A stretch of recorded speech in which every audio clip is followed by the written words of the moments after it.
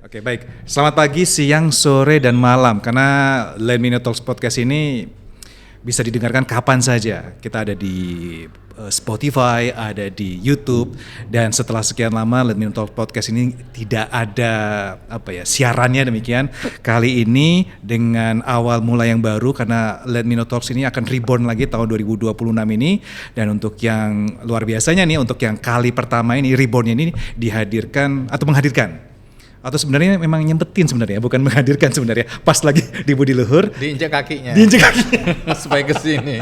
Biar mampir. Dan kebetulan memang ternyata tadi ada salah satu salam yang ternyata menyempurnakan Let Me Know Talk Podcast Reborn ini, yaitu tadi sempat ngobrol nih dengan, kita mungkin langsung aja nggak perlu dikenalin kan, sudah ada videonya, ada audionya, dan tadi sudah dengar suaranya. Saya Rocky akan menjadi host khusus untuk Let Me Talks series podcast ini dengan Bang Andi F. Noya. Selamat salam Budi Luhur Bang Andi Noya. Salam Budi Luhur. Mantap. Udah latihan tadi. Udah latihan. Udah seharian latihan di sini ya. Nah, memang tadi sempat ada salam yang bikin kami ini jadi seneng banget karena setelah tadi memperkenalkan bahwa Let Me Know Talks ini sebenarnya sebuah event yang terinspirasi banget oleh TED Talks, oleh Idea Fest kan gitu ya. Setelah kita nyebut Idea Fest, ternyata bukan masalah siapa yang buat, tapi ini foundernya. Malu sebenarnya. Enggak dong, kan kita kolaborasi. Dan ini masih ingat tahun 2023 ini diawali pada saat kita ulang tahun 44 Budi Luhur Bang Andi. Jadi Let Me Know Talks ini, ceritanya dulu nih ya, introduction-nya adalah diawali tahun 2023 kita menghadirkan 44 pembicara karena ulang tahun 44 Budi Luhur. Nah, salah satu ide yang kita berikan kepada yayasan adalah kita ingin seperti menghadirkan semua 44 yang terkait dengan kreativitas, inovasi, dan teknologi. Inspirasinya adalah tadi Idea Fest dan juga TED Talks. Nah, salah satu topik yang mau kita sedikit bahas nih Bang, mungkin ini nggak berat-berat ya, jangan gitu ya. Padahal aku udah siap-siap bicara tentang politik dan pemerintahan. Ini cuma yang dikhawatirkan cuma satu, takutnya malah giliran aku yang bakal ditanya banyak gitu. Ya syukur alhamdulillah yang ditanya yang ringan-ringan. Tapi bermanfaat. Amin. Oke, siap. Tapi ini bertepatan dengan ini Bang Andi, bertepatan dengan keinginan kami untuk menghidupkan kembali Let Me Know Talks, dan kita akan mulai satu kata yang memang menginspirasi Let Me Know Talks itu, yaitu kreativitas. Dan memang Let Me Know Talks ini fokusnya adalah, skopnya adalah untuk anak muda. Nah, kaitan dengan kreativitas, mungkin ini masih normatif, tapi mudah-mudahan nanti ada inspirasi dari Bang Andi kan gitu ya, tentang ya kita tahu lah perkembangan teknologi, ada AI. Sebenarnya tantangan terbesar apa sih yang dihadapi oleh mungkin generasi sekarang ya terkait dengan kreativitas ini ya. Mungkin itu dulu deh. Ini berat nggak Bang pertanyaannya Bang? Menarik ya? Merumuskannya yang berat, tapi menarik ya. Karena namanya kreativitas itu kan dasar awalnya kan ide ya, gagasan. Nah, sekarang banyak orang bilang, oh gampang sekali di era teknologi digital hari ini, AI yang berkembang begitu pesat, agent AI dan seterusnya. Sehingga kita nggak usah mikir sebenarnya, kita tinggal minta aja. Yang penting bikin promptnya benar dan seterusnya, maka lahirlah ide-ide hasil-hasil kreasi. Tapi aku bilang begini, bagaimana kita bisa melahirkan ide kreatif menggunakan teknologi kalau kita sendiri nggak punya ide itu ada dalam diri kita atau dalam pikiran kita. Jadi tetap aja tantangannya adalah ide dari kita dulu, baru kemudian memanfaatkan teknologi yang berkembang dan semua perangkat yang bisa kita gunakan untuk bisa membuat ide-ide kreatif yang ada di kepala kita untuk menjadi satu produk yang betul-betul sesuai dengan apa yang kita harapkan. Ini mendukung. Jadi jangan membuat kita jadi malas. Jadi banyak anak muda sekarang jadi malas berpikir, malas berkreasi karena semuanya sudah tersedia melalui aplikasi-aplikasi teknologi. Jadi tantangan terbesar hari ini adalah bagaimana meyakinkan setiap anak muda dari dirimu lah awal mula ide kreatif itu datang untuk melahirkan produk-produk kreatifnya di bidang apapun juga. Jadi tantangannya adalah bagaimana kita sendiri atau anak-anak muda bisa memahami bahwa ide itu kalau didasarkan atau diandalkan hanya pada teknologi semata, hasilnya ada, tapi kamu juga tidak punya kebanggaan bahwa itu adalah hasil buah pikiranmu. Itu hasil kerja teknologi. Jadi sumbangsi kamu, kontribusimu kamu pada hasil produk itu sebenarnya nggak ada. Nah, kebanggaan kita sebagai manusia, kita kan bukan mesin. Yes. Ketika kita tahu bahwa produk yang lahir itu adalah berangkat dari ide kreatif kita, menggunakan semua perangkat pendukung yang membuat ide atau gagasan kita bisa disempurnakan dalam produknya. Oke, kalau kita ngelihat generasi muda nih ya, mungkin fokusnya adalah begini. Mereka akan melihat ya, ternyata instan ini menjadi bagian dari kehidupan mereka. Dari mulai bikin artikel juga instan, nulis instan, baca instan, bahkan hanya lihat summary aja, ini tantangan buat kita semua gitu ya. Nah, tapi kita juga melihat bahwa generasi ini juga melihat sosok yang ada di depan, ya mereka tayangan mereka mulai dari YouTube atau mungkin TikTok demikian. Jadi teringat oleh dua tokoh yang juga sering dilihat oleh generasi zaman sekarang, Bang Andi, yaitu Marlo dan Marco. Astaga, siapa itu? Aku nggak kenal itu. Jangan menyebut nama-nama yang aku nggak kenal. Nama-nama yang asing itu janganlah. Nah, tapi nama asing ini menariknya adalah kita pengen lihat ya. Saya sebagai generasi yang dulu nonton Bang Andi demikian ya. Kemudian ternyata Bang Andi juga ada dua generasi yang dilahirkan juga dan darahnya juga ada demikian. Nah, bagaimana sih misalnya bagaimana memberikan inspirasi atau faktor apa ya mungkin keluarga yang bisa membentuk dua contoh yang sekarang ini generasi muda juga ngelihat Mas Marco dan Mas Marlo gitu kan gitu. Itu ada unsur dari bapaknya atau mereka berangkat dari menghindari kemalasan? Jadi begini, masing-masing generasi punya tokohnya, punya orangnya, masing-masing orang punya zamannya lah kira-kira begitu ya. Apa yang dilakukan oleh dua nama siapa tadi itu? Marlo dan Marco. Marco dan Marlo itu kalau nggak salah aku pernah lihat sekilas video-video mereka. Itu memang bagi aku pribadi memang bukan untuk generasi aku, terlalu ringan. Aku bahkan ngeledek mereka di acara agak lain waktu itu. Aku bilang aku sering mengkritisi karya-karya mereka sebagai karya yang dangkal. Dangkal itu pesan moralnya kurang kuat, tapi aku nggak bisa membandingkan generasiku dengan generasi mereka. Caranya berbeda, gayanya berbeda, pesannya berbeda, kemasannya berbeda. Jadi kita harus menghargai juga karya itu, walaupun aku merasa bahwa banyak sekali hal yang menurut aku kurang lah ya, kurang memberikan dampak bagi masyarakat. Tapi aku tetap menghargai. Kemudian dari mana? Ya akhirnya aku harus mengaku bahwa Marco dan Marlo itu anakku lah. Jadi aku dari dulu dan istri kita sepakat. Jadi kalau Khalil Gibran bilang kan, ketika busur itu melesat, anak panah itu melesat dari busurnya, dia bukan lagi anakmu lah, intinya begitu. Kita sebagai orang tua mengarahkan, tetapi ujungnya anak-anak sendiri yang akan menentukan masa depan mereka. Kita tidak bisa memaksakan kehendak kita. Aku pernah bertanya, anak-anak ada yang mau ngikuti jejak ayah nggak sebagai jurnalis? Nggak ada yang mau. Ya sakit hati sih. Dia buat mereka itu pekerjaan yang nggak jelas gitu ya dulu ya, waktunya nggak jelas, pulangnya nggak jelas, perginya nggak jelas, karyanya pun dianggap kan namanya berita kan biasanya keroyokan, jadi tidak juga terlalu jelas sampai memang lahir Kick Andy baru jelas bahwa oh ini karya ayahku. Tapi sebagai jurnalis mereka nggak bisa melihat langsung karya-karya hasil kerja ayahnya, sehingga mereka tidak tertarik. Kemudian kami atau terutama aku kan sering ke kampus-kampus dan aku menemukan banyak sekali mahasiswa yang menderita. Menderita karena mereka sedang menekuni pelajaran atau pendidikan yang mereka tidak sukai sebenarnya jurusannya. Jadi kalau ada anak kedokteran ditanya kenapa kamu nggak happy dengan bidang studi kedokteran? Aku sebenarnya nggak ingin jadi dokter. Lah kenapa ada di sini?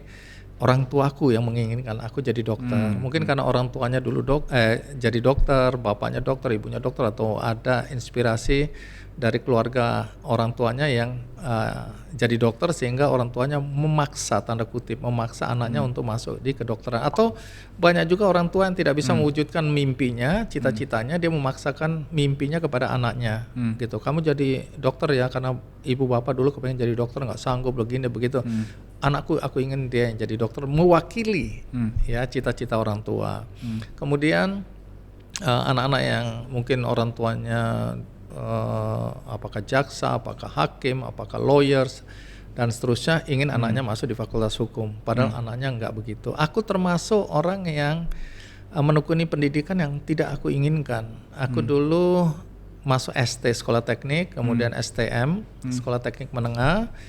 Nah, aku merasa ini bukan bidangku. Aku lebih orang sastra sebenarnya, karena dari kecil aku sudah bikin puisi, dari kecil aku sudah baca, bahasaku nilainya tinggi dan seterusnya.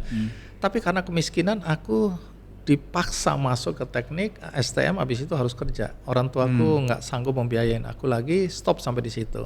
Jadi aku termasuk korban yang belajar pada bidang yang aku nggak suka. Dimulai dari ketidaknyamanan berarti ya? Sangat tidak nyaman. Tetapi karena kemiskinan aku bilang aku harus sukses, jangan nggak naik kelas, karena kalau nggak naik kelas nanti biayanya memberatkan orang tua. Tapi aku akhirnya jadi lulusan terbaik terus. Karena aku harus, bukan karena suka. Nah, kemudian aku punya kesempatan sekolah di Sekolah Tinggi Publisistik, sekarang ISIP, walaupun cuma sampai tingkat 3 dulu, udah drop out karena keadaan ekonomi yang tidak memungkinkan. Nah, dari pengalamanku itu aku tidak ingin memaksakan anak-anakku menjadi apa yang aku inginkan, tetapi harus menjadi apa yang menjadi keinginan mereka. Jadi mereka yang bertanggung jawab untuk mewujudkan keinginan mereka. Jadi kalau dulu anak-anakku kelihatannya akhirnya memilih jalannya yang seperti sekarang, sebagai orang tua aku agak kecewa juga. Karena dulu apa itu nggak ada, itu bukan pekerjaan, itu YouTuber lah gini-gini, karena teknologinya belum berkembang betul. Nah, tapi aku melihat ya itu risiko aku yang aku harus konsisten, yaitu tidak memaksakan kehendak pada anak-anak. Kalau aku tanya kalian bahagia dengan apa yang kalian lakukan, bahagia, do it gitu lah. Jadi itu kalau bahwa mereka mendapatkannya dari aku, ya mungkin mereka melihat perjalanan hidupku lebih ke koran, kemudian ada majalah, ada radio, dan ada televisi. Berarti peran keluarga tetap bagian dari inspirasi dari anak-anak. Mau tidak mau kan mereka melihat. Oke, tadi ini sebenarnya ada satu pertanyaan, jadi pertanyaan utama yang nanti mungkin bisa menjadi reminder buat teman-teman yang menyaksikan atau mendengar Let Me Know Talk podcast ini. Tapi sebelum ke situ, tadi tertarik Bang, ini karena biar mungkin ada satu pertanyaan yang agak berat kan gitu, dan sekarang ini lagi rame kan gitu ya, terkait tadi masalah jurusan dan masalah program studi. Karena belum lama ini kan kita, mungkin Bang Adi juga mendengar tuh dari salah satu petinggi di Kemendikti-Saintek menyampaikan bahwa akan berencana mengungkap prodi yang tidak relevan dengan kebutuhan industri. Nah, ini beberapa teman-teman yang tersenggol, termention tuh semua khawatir semua nih. Salah satunya misalnya kayak sastra, itu termasuk prodi yang nantinya ini kalau ada semacam informasi bahwa itu termasuk resiko tinggi akan ditutup. Kemudian manajemen, hukum, HI, dan termasuk ilmu komunikasi itu berencana menjadi prodi yang bakal dihapus karena tidak relevan dengan industri. Bang Adit juga tahu kan ini info berita ini? Iya. Ada pendapat apa Bang? Kalau kita melihat ya dari dua perspektif dong, apa yang muncul di permukaan pro kontra dan apa yang disampaikan secara utuh oleh kementerian. Kalau di situ kan disebutkan pertama, memang ini prodi-prodi yang oleh universitas atau perguruan tinggi dianggap sudah tidak lagi laku, tanda kutip ya. Jadi minat orang untuk masuk ke bidang itu atau program pendidikan itu udah turun jadi mereka mengusulkan untuk ditutup. Jadi ini usulan yang datang dari perguruan tinggi itu sendiri. Kedua, memang ini problem yang selalu terjadi. Aku beberapa waktu yang lalu juga memandu acara di mana ini berkaitan dengan industri dan dunia pendidikan. Industri mengeluh. Karena kalau kita merekrut anak-anak yang lulus pada zaman sekarang ini, mereka membutuhkan waktu 2-3 tahun lagi untuk bidang-bidang yang akan ditekuni dalam pekerjaan. Jadi tidak siap pakai. Dan ini memang berkaitan dengan cepatnya ya ilmu pengetahuan dan teknologi bergerak. Sehingga apa yang sekarang laku tahun depan mungkin udah tidak lagi menjadi bidang yang menarik untuk ditekuni.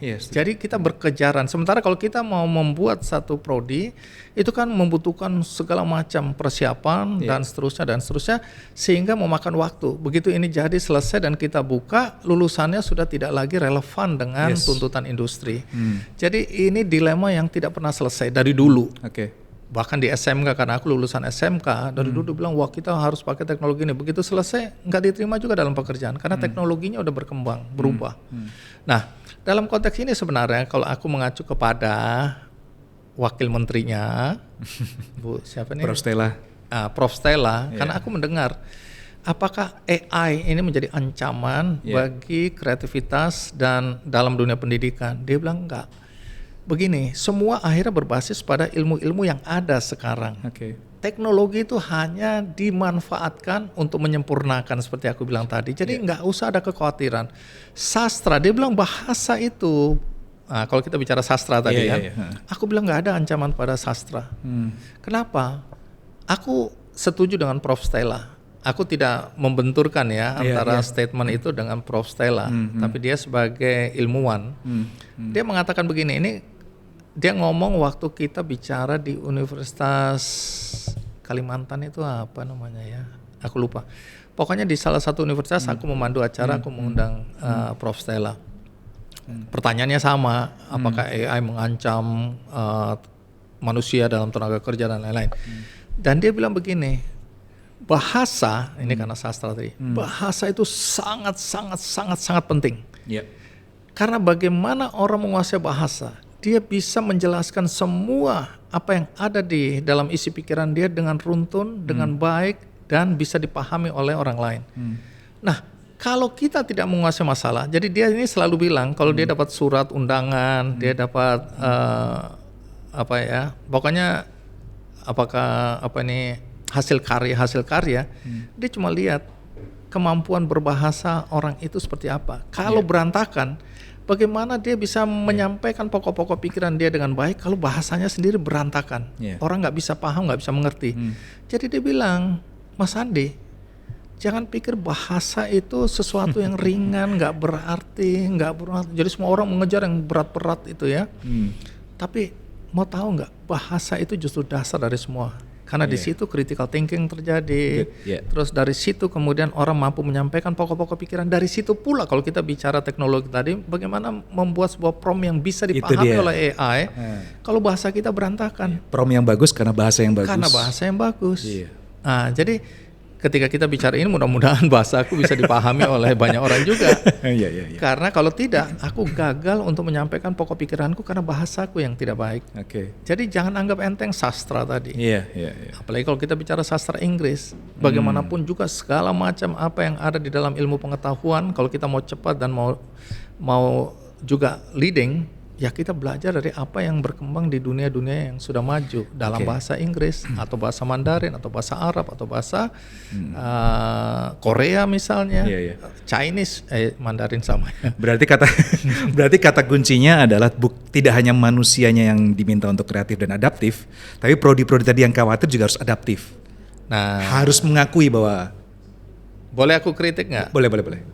Kita nggak bicara soal prodinya, kita bicara soal tenaga pengajarnya. Tenaga pengajarnya mesti adaptif. Sangat, karena aku punya pengalaman. Aku ini kan keliling ke kampus-kampus nih. Ini bukan di kota besar, lebih banyak di kota-kota kecil. Karena aku sekarang ada di kota kecil ya, di Purwokerto. Tapi aku keliling. Yang ada banyak duriannya itu ya. Bawor enak lah nanti kita makan durian bawor. Jadi aku ke Kalimantan, ke Sumatera, ke Papua, Jawa, di daerah-daerah kota-kota kecil. Apa yang aku lihat? Dosennya yang tidak berkembang. Jadi dosen-dosen ini pertama. Ini kok berasa ditampar saya? Sengaja. Iya. Biar abis ini nggak ngundang aku lagi. Iya. Dosen. Oke. Dosen aku lihat banyak yang kalah dari muridnya. Dalam konteks ilmu pengetahuan yang dia ajarkan. Ini dia keilmuan dia. Pertama dia kalah sama anak-anak. Kenapa? Satu, kemalasan. Katakanlah dia rajin, tapi dia punya kalkulasi. Kalau di rumah dia punya jatah internetnya terbatas, ya, pulsanya, sehingga dia hanya mau menggunakan internet yang ada di kampus. Oke? Nah, dia tidak mengembangkan dirinya di luar jam-jam dia mengajar atau jam kerja dia. Jadi dia hanya terbatas pada di mana ada wifi yang gratis, yang murah, yang cepat atau yang cepat, dia akan berada di situ. Ketiga, kemampuan bahasa. Banyak juga dosen-dosen yang tidak menguasai bahasa. PR ya. Sehingga mereka tidak mengembangkan keilmuan dia yang mutakhir. Karena kalau kita bilang jurnal-jurnal dalam bahasa yang apalagi keilmuan itu kan terlalu spesifik dan terlalu sulit dimengerti kalau kita tidak menguasai bahasanya. Yeah. Kalau kita kuliah di China pun, kalau kita pelajaran kita berkaitan atau ada konteksnya dengan China pun, kita nggak menguasai bahasa Mandarin dengan baik, sehingga teknologi yang berkembang di China kita nggak bisa ikuti yang mutakhir. Kita tunggu sadurannya atau sekarang menggunakan AI. Yeah. Ya kita terjemahkan, bisa juga. Tetapi tetap aja pemahaman kita tidak akan sedalam kalau kita betul-betul belajar. Kalau kita cuma nyontek apa yang diterjemahkan oleh AI dan seterusnya, ya kita hanya membaca terjemahan aja. Iya. Ini bisa diperdebatkan. Kemudian ketiga, banyak dosen yang mencari penghasilan di luar pekerjaan dia. Apakah dia ngajar double, akhirnya dia nggak punya waktu untuk belajar. Atau dia punya usaha sekarang online ini. Tapi siaran podcast nggak apa-apa ya? Podcast ini kan gratisan. Ya, tapi ini kan berbagi ilmu. Podcast ini berbagi. Iya, adaptif dong. Iya, kita nggak bicara. Ini kan kepentingan individu. Kalau ini kan kepentingan kita bersama nih, podcast. Yes, okay. Nah, jadi ada juga pulang dia ngurusin tokonya, ngurusin bisnisnya, ngurusin pokoknya segala macam. Kalaupun perempuan harus ngurus anak, ngurus suami. Kalau suami nanti dia harus tambahan ini, tambahan itu. Udah banyak cerita-cerita pedih. Ini nanti kalau diusut-usut memang dosen, guru tidak dihargai di negeri ini. Sehingga dia tidak bisa mendapatkan kesejahteraan, membuat dia lebih tenang untuk belajar. Nah, hal-hal yang seperti ini yang membuat dia kalah. Karena anak-anak ini kalau dulu dosen berdiri, apa yang diketahui dosen itulah ilmu yang akan didapatkan oleh mahasiswa. Sekarang nggak ada cerita. Mahasiswa bisa dapat referensi dari manapun juga. Iya. Mereka pintar-pintar bahasa, ya apapun bahasanya. Kemudian mereka punya akses untuk mendapatkan ilmu pengetahuan di luar yang kita ajarkan, dosen-dosen ajarkan. Sehingga ketika dalam perdebatan, misalnya dibilang ada teori-teori tertentu yang disampaikan, yang diyakini oleh dosen itu adalah teori yang paling tepat, paling cocok untuk ilmu yang dia mau bagikan. Tapi ilmu kan berkembang, sehingga anak-anak itu men-challenge dosennya. Bu, Pak, itu sudah nggak relevan lagi. Karena teori terakhir yang muncul mengalahkan teori yang Bapak Ibu sampaikan tadi. Karena dia mulai ada cerita.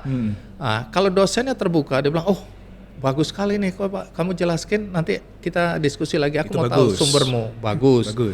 Tapi dosen kadang-kadang tidak siap dipermalukan. Dia merasa dikalahkan oleh itu kan, wah nggak bisa dong aku dosen. Kemudian kedua, dosen ini banyak yang otoriter juga. Dia bilang tunggu dulu, kamu nggak usah ngomong itu, saya lagi ngajarin kamu yang ini, udah kamu ikut aja.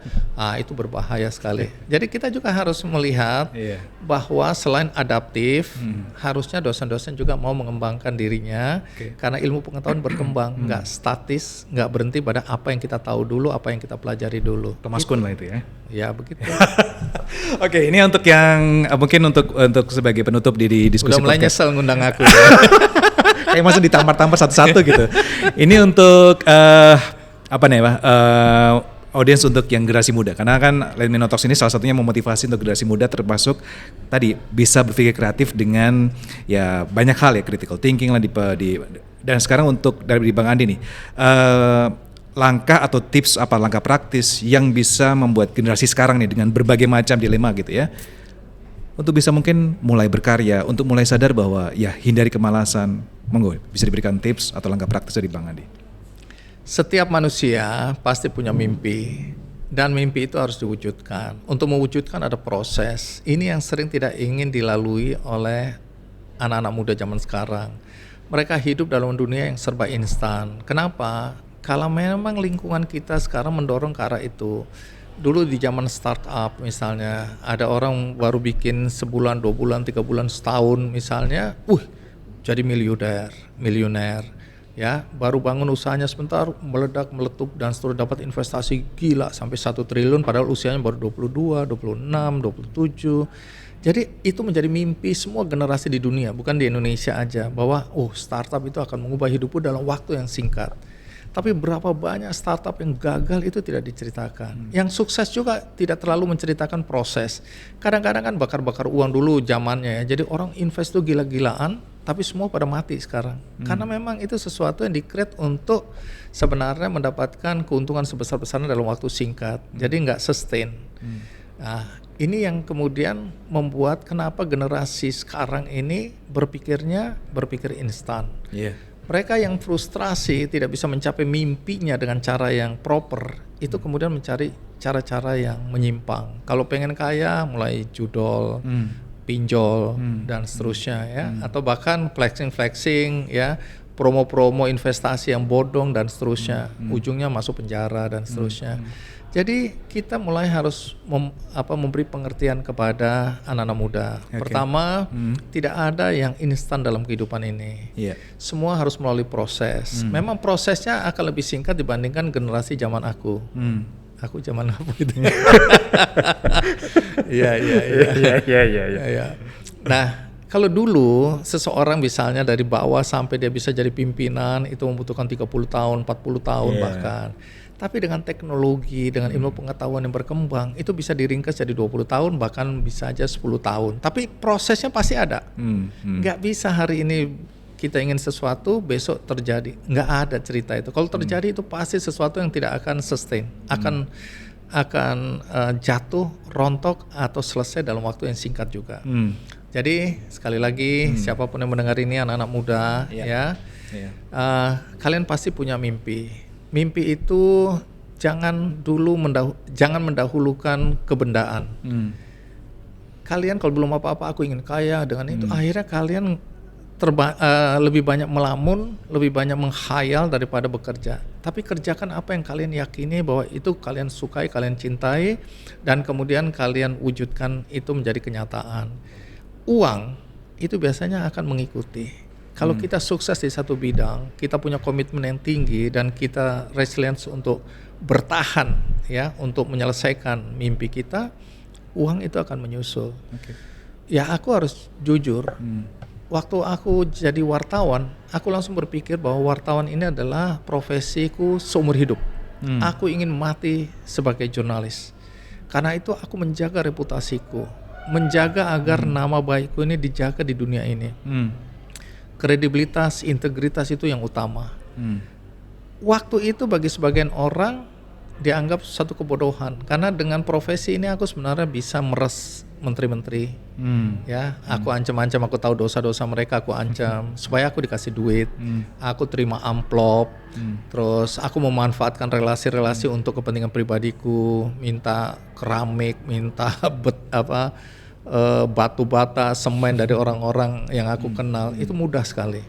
Tapi aku tidak mau melakukannya. Sehingga jujur aja hari itu walaupun jabatanku cukup tinggi, tapi dibandingkan dengan wartawan-wartawan yang jabatannya belum setinggi aku, mereka jauh lebih sejahtera. Karena menggunakan cara-cara tadi. Aku tidak, karena aku bilang aku harus bersih, harus punya integritas, punya kredibilitas, karena aku ingin hidup sampai mati di profesi ini. Yang lain sudah keluar semua jadi pengusaha, jadi ini, jadi mereka hanya jadikan ini batu lompatan. Nah, dengan demikian kalau sekarang orang bilang, oh Andi Noya hebat sekali ya jadi wartawan, sekarang udah kaya apa segala macam. Enggak, ini jerih payah sebuah proses yang panjang. Sehingga aku bisa dibilang lebih sejahtera dari teman-teman yang lain. Nah begitu pula di bidang-bidang yang lain aku bilang. Mungkin awalnya kita tertinggal oleh teman-teman kita yang menggunakan cara-cara yang instan tadi. Tapi jangan khawatir, kalau kita punya komitmen tinggi, kita menjaga integritas, kredibilitas kita, dan kita berupaya untuk mewujudkan mimpi kita, insya Allah kita akan bisa sampai pada satu titik di mana kita akan lebih baik kehidupannya dibandingkan teman-teman yang lain yang menggunakan cara-cara yang instan. Luar biasa, ini bergetar loh nih, merinding loh ya. Berarti kesimpulannya adalah untuk siapapun termasuk tidak harus generasi muda, kita juga, saya juga adalah mari kita bukan menikmati proses tapi merayakan proses, Bang. Merayakan proses. Kata-katanya bagus sekali, merayakan proses. Iya. Proses itu harus dirayakan. Iya kan, bisa dibuat tulisan juga tuh, Bang. Iya. Oke. Baik, terima kasih Bang Andi untuk kesempatannya, untuk kehadirannya mampir nih di Let Me Know Talks Podcast. Mudah-mudahan nanti bisa kita realisasikan segera kolaborasi. Dengan senang hati. Dengan eventnya penemuan dari Abang tadi. Baik. Atau yang paling mungkin harus cepat diimplementasikan adalah saya mampir ke Purwokerto gitu ya. Setuju. Ide Fest ini nanti September teman-teman ya. Jadi Ide Fest itu di Jakarta Convention Center. Jakarta Convention Center, ada internasional JICC ya. Sekarang ya. Iya. Nah, di situ kami biasanya punya 140 kelas ya. Pembicaranya macam-macam ya. Mudah-mudahan nanti ada Ibu Shirley datang ya. Walaupun apapun ada KDM juga. Terus ada tokoh-tokoh yang kita anggap menginspirasi ya. kali ini. Yeah. Terus kemudian anak-anak muda yang bergerak di bidang musik, olahraga, sastra, kemudian ada juga industri-industri kreatif. Itu semua punya kesempatan untuk bicara. Jadi gunakan juga waktumu, ya, paksakan untuk datang dan mendengarkan cerita-cerita tentang anak-anak muda yang terbilang sukses di bidangnya masing-masing. Aku misalnya setua ini pun aku menikmati untuk belajar dari anak-anak muda tentang bidang-bidang yang mungkin bukan bidangku, tapi kita belajar sebanyak-banyaknya mumpung di usia muda. Jadi jangan sia-siakan waktumu dengan hanya berleha-leha, dengan hanya berhura-hura. Kita lupa bahwa tantangan ke depan akan lebih berat karena kompetisinya akan lebih ketat. Kita bukan bertarung dengan sesama anak-anak muda Indonesia, tapi kita akan bertarung dengan anak-anak muda dari seluruh bangsa di dunia. Jadi kompetisinya lebih sulit, lebih global. Tapi kalau kita punya konsistensi tadi, kita punya keinginan untuk berkembang, mewujudkan mimpi kita, dan kita menjalankan semua dengan proses yang baik, kita nggak usah takut bersaing dengan siapapun juga. Oke, terima kasih Bang Andi. Kembali kasih. Merayakan proses dan siap kreatif ya Bang ya. Siap. Baik, terima kasih. Mudah-mudahan kita bisa jumpa lagi di next episode atau next series ya Bang Andi ya. Ini kan serinya 12 seri. Oh, nih. sudah 12 seri ya. Boleh ya, kita langsung signing kontrak kali ya. Baik, terima kasih. Kita kasih Baik, terima kasih. Salam Budi Luhur. Salam Budi Luhur.